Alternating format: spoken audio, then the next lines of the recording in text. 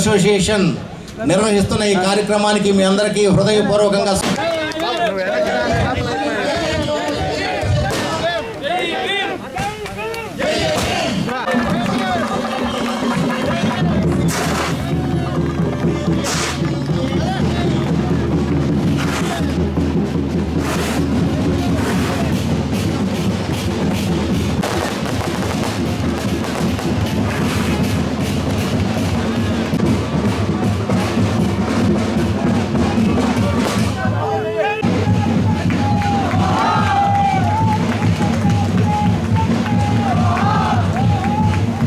Hello doctor B R. Ambedkar जोहार जोहार doctor B R. Ambedkar जोहार जोहार जोहार डॉक्टर बी.आर. अम्बेडकर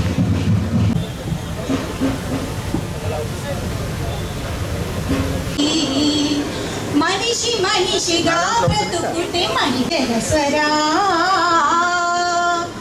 అస్పృశ్యత రూపర జయ దళిత జనస్వరా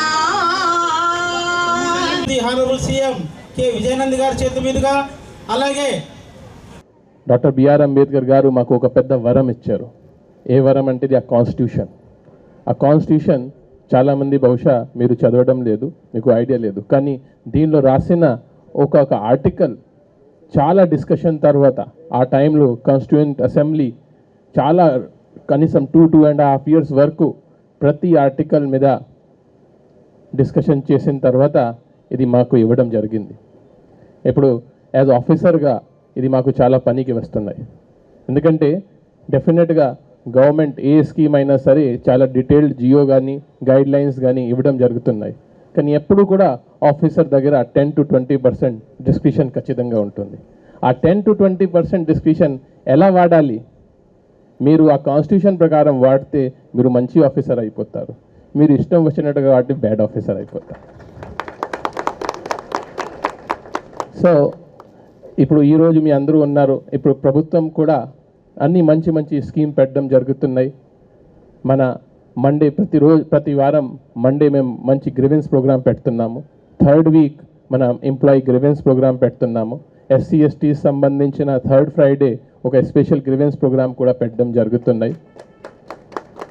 నెక్స్ట్ ఇప్పుడు SPDCLకి వచ్చేసే మీ దగ్గర ఒక మంచి స్కీమ్ PM సూర్యఘర్ నిజంగానే చాలా మంచి స్కీమ్.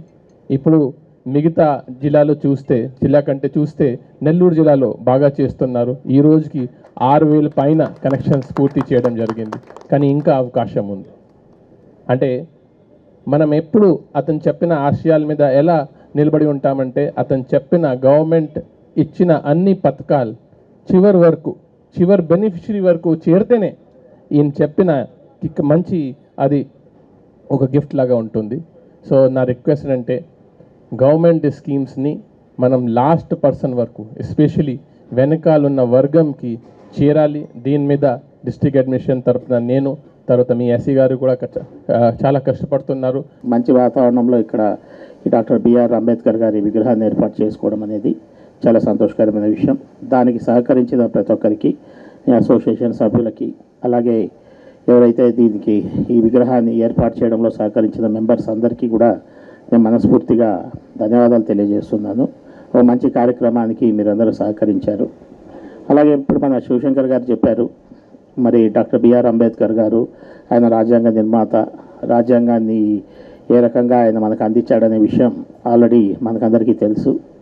అంతేకాకుండా ఆ రాజ్యాంగం అనేది ఈరోజు కూడా ప్రపంచంలో ఒక విశిష్ట స్థానంలో ఎప్పుడైనా ఎవరికైనా కూడా మొత్తం ప్రపంచంలోనే తెలుసుకోవాలనుకుంటే మన రాజ్యాంగాన్ని రెఫరెన్స్గా తీసుకునే పరిస్థితిలో ఉంది. అంటే దానికి కారణం అప్పుడు మరి జిల్లా కలెక్టర్ గారు చెప్పినట్లు ఆ కాన్స్టిట్యూషన్ అసెంబ్లీలో దాదాపు 2.5 సంవత్సరాలు ప్రతి ఆర్టికల్ మీద చర్చించి ప్రతి దాని మీద మీరు ఆ రెఫరెన్సెస్ చూస్తే ఏ ఆర్టికల్ మీద ఎవరు ఎందుకు రాశారు, దాని మీద అంబేద్కర్ గారు దానికి ఇచ్చిన ఎక్స్ప్లెనేషన్ ఏంటి, దాని మీద వివిధ నాయకులు ఏం మాట్లాడారు, వాళ్ళందరూ మాట్లాడిన తర్వాత ఏమైనా చేంజెస్ ఏమైనా చేశారా, చేసింటే ఫైనల్గా ఆర్టికల్ ఏ రకంగా వచ్చింది అనేదంతా కూడా మీరు చదివితే అసలు అంత థాట్ ప్రాసెస్ అనేది మేధావులందరూ కలిసి మరి డాక్టర్ అంబేద్కర్ గారి నాయకత్వంలో మనకు రాజ్యాంగం ఇవ్వడం జరిగింది.